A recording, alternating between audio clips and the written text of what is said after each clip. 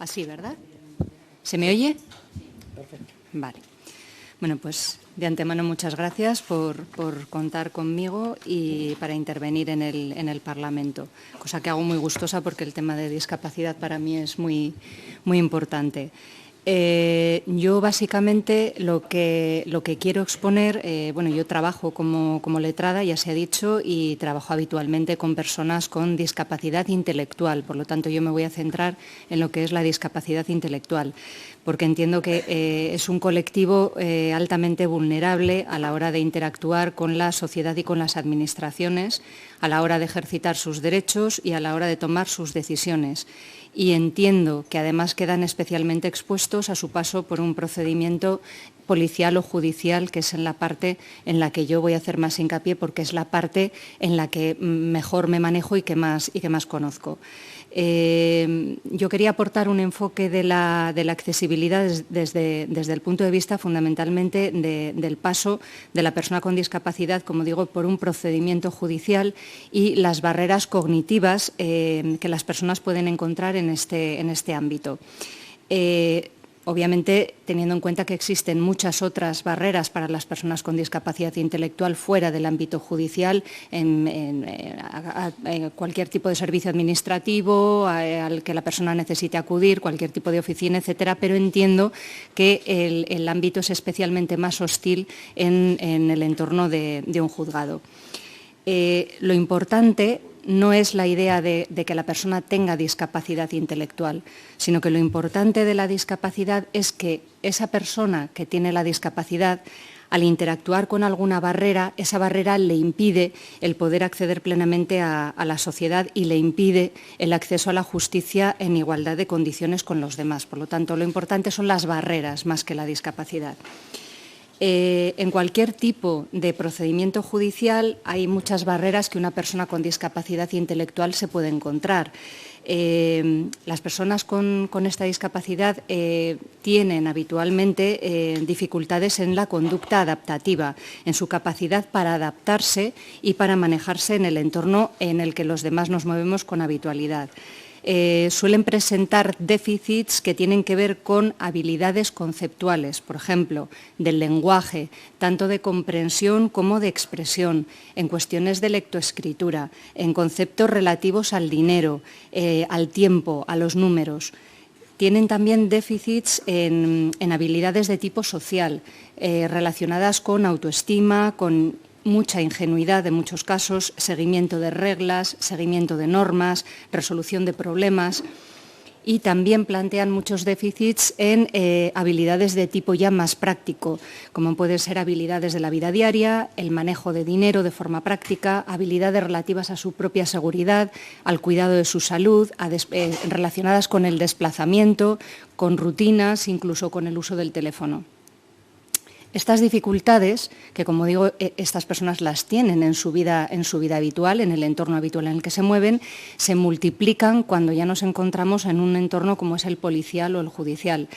Porque aquí el funcionamiento es mucho más rígido, es mucho más estereotipado, y entonces eso puede provocar, y de hecho provoca, porque yo lo he visto, que este colectivo vea sistemáticamente vulnerado su derecho a la tutela judicial efectiva y a una defensa en igualdad de condiciones, sobre todo en los procesos penales, donde la situación es todavía más grave. Tanto si participan como víctima, como si participan como acusado e incluso como posibles testigos. Es fácil que nos encontremos con que la discapacidad intelectual no se aprecia a simple vista, y más aún en personas, es muy evidente, por ejemplo, en un síndrome de Down, pero hay muchas personas que físicamente no demuestran en un inicio que tienen una discapacidad intelectual, y más aún en personas que tienen una discapacidad más leve, más moderada o con unas necesidades de apoyo más intermitente. Y entonces, al no detectarse esas necesidades de apoyo,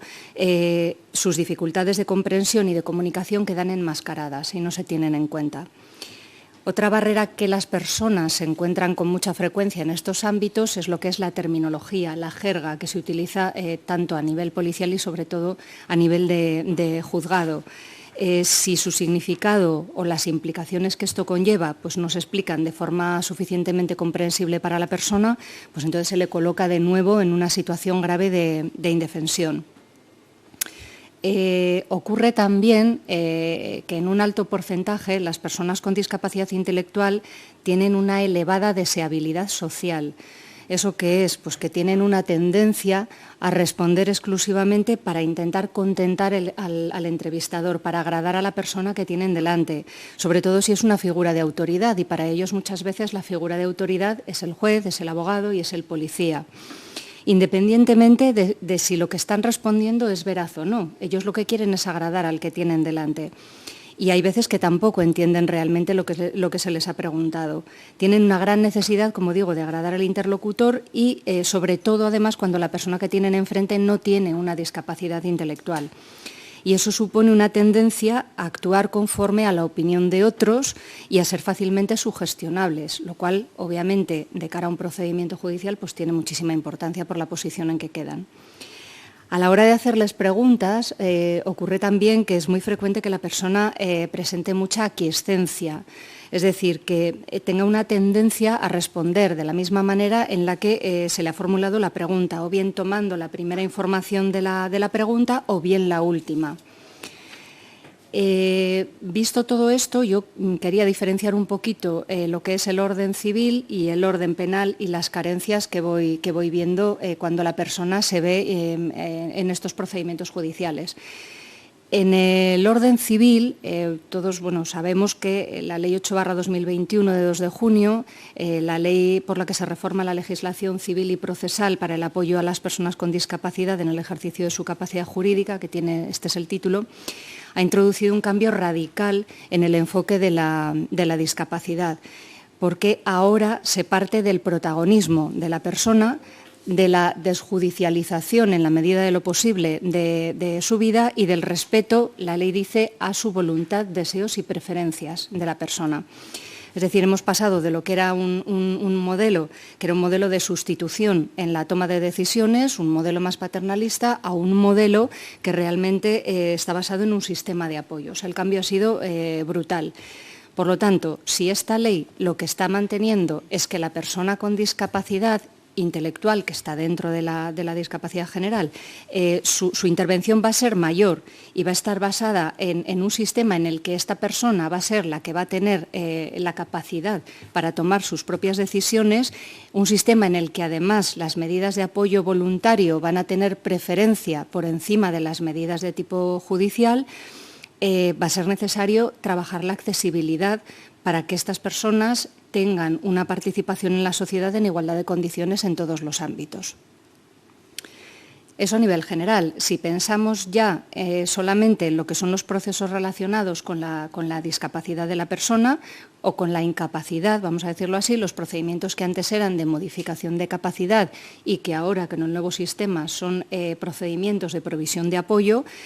y derivado de ello, las obligatorias revisiones de sentencias previas de incapacidades dictadas, que al haber desaparecido tienen que ser revisadas para adaptar esta situación al nuevo sistema de provisión de apoyos, esto va a implicar a su vez que muchas personas de nuevo tengan que volver a pasar por el juzgado. Previamente habían pasado para una incapacidad y ahora van a pasar para una revisión de esta sentencia. Y una revisión en la que se va a tener muy en cuenta su voluntad, sus deseos, sus preferencias y su opinión, con lo cual, de nuevo, va a haber que hacer accesible este entorno porque estas personas van a tener que pasar de nuevo por el juzgado. De hecho, a estos efectos, esta ley ha reformado tanto la Ley de Enjuiciamiento Civil como la Ley de Jurisdicción Voluntaria para introducir expresamente un sistema de ajustes y adaptaciones necesarias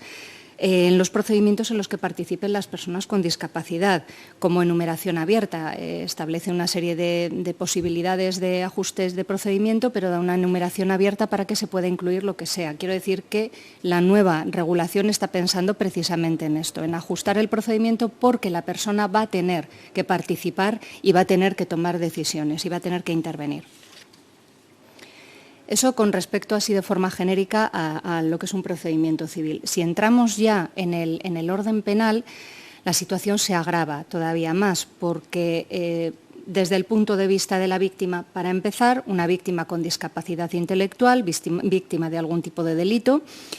según los datos que a mí me ha proporcionado Plena Inclusión, el 85% de las personas con discapacidad intelectual que sufren un abuso presentan un nivel de autonomía alto, es decir, estamos hablando de una discapacidad intelectual ligera, posiblemente porque las personas que tienen una discapacidad intelectual más grave tienen menos exposición en la sociedad para poder ser víctimas de un delito.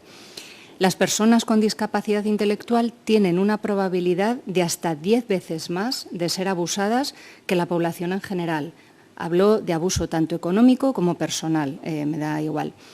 En el caso de mujeres, esta probabilidad se incrementa hasta en 13 veces más y en el caso de los menores hasta 7 veces más.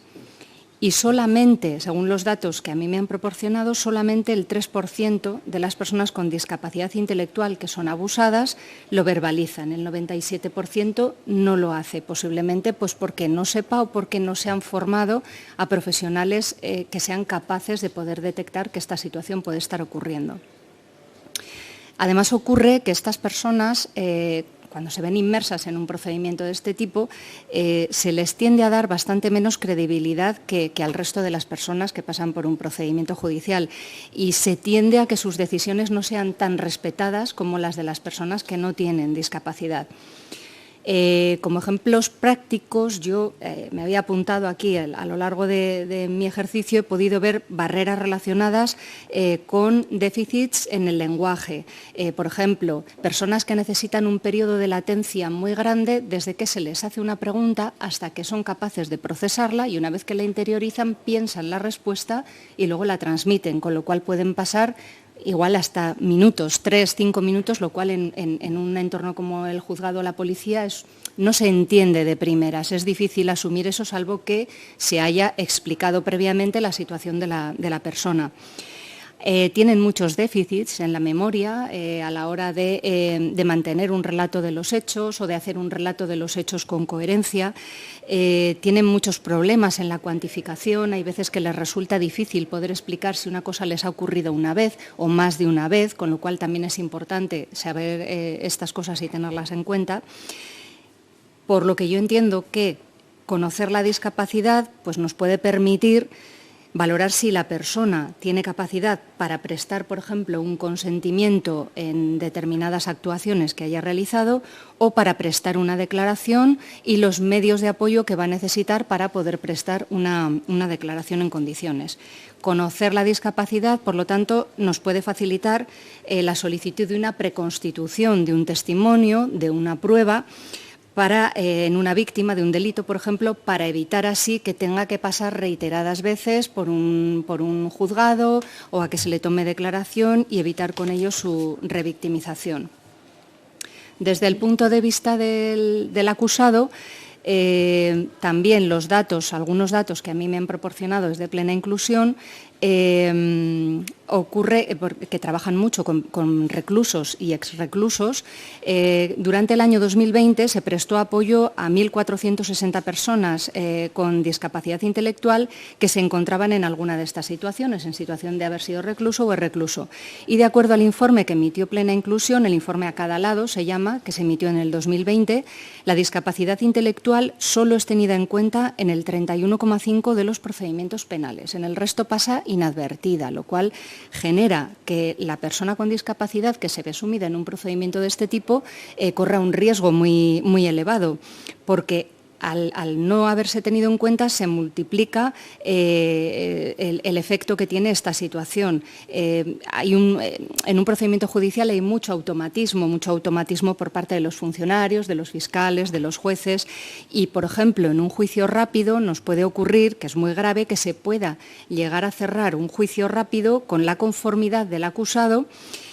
para obtener una reducción de la condena, pero la persona realmente no está comprendiendo ni lo que ha ocurrido ni está consintiendo, conociendo las consecuencias de esa conformidad que está prestando. Y eso, a su vez, puede suponer que una persona termine cumpliendo una pena de prisión en un centro penitenciario sin que se haya valorado previamente que tiene una discapacidad, teniendo en cuenta que deben afrontar una serie de problemas, obstáculos y barreras derivados pues, en un centro penitenciario, imaginemos, incomprensión de normas penitenciarias, dificultades de adaptación a un sistema de vida que es muy cerrado, que incluso es violento, etcétera, etcétera. Por ello, la probabilidad, hay una alta probabilidad de que durante el proceso penal se vulnere en algún momento los derechos de la persona con discapacidad intelectual si no se tiene previamente en cuenta esta situación. Me da igual como víctima que como acusada en ambos casos. Por esto ya termino. Un poco, en resumen, yo lo que quería era poner en valor que existe un gran desconocimiento desde el punto de vista, desde lo que yo he podido ver, de cómo relacionarse con una persona con discapacidad intelectual o de cómo tratarla cuando se tiene conocimiento de que la discapacidad intelectual existe. Dificultades también para saber que hay una discapacidad intelectual. Y creo que hay una falta de formación muy importante en los profesionales, especialmente en el ámbito policial y jurídico, pero también en el resto de las administraciones públicas. Por eso yo entiendo que es muy necesaria la formación a todos los niveles para que la accesibilidad de las barreras cognitivas sea efectiva, sea real. Y entiendo que también es necesaria la especialización del personal que puede prestar ese tipo de apoyos concretos que la ley establece y que estos además se puedan prestar de forma pública para que cualquier ciudadano que quiera pueda acceder a esos servicios. De la misma manera que se pone una rampa para acceder a un edificio o de la misma manera que se pone una rampa para acceder a un autobús. Entonces, es el mismo sistema. Hay que eliminar las barreras para las personas con discapacidad intelectual y, además, este mismo tipo de barreras no solo las tiene este colectivo, sino que las tienen también los mayores o los inmigrantes. Los sistemas de lectura fácil entiendo que son muy útiles. Están funcionando por parte de Plena Inclusión, que se han hecho adaptaciones a lectura fácil de la lectura de lo que es los derechos de la víctima en policía o también de las sentencias que se dictan en lo que antes eran procedimientos de incapacidad, ahora de provisión de apoyos. La figura del facilitador entiendo que es esencial, que es importantísima. Entiendo que es muy importante en accesibilidad, pero también entiendo que la figura del facilitador quizá merecería una regulación más profunda porque va más allá de lo que es la accesibilidad. Un facilitador proporciona un servicio mucho mayor, va más allá de ahí. Es posible que elaboran un informe de capacidades, pueden valorar qué tipo de capacidades le fallan a la persona para poder participar en un procedimiento judicial, por ejemplo. Y entiendo que también sería esencial promover la colaboración con las entidades del tercer sector de acción social en su condición de expertos,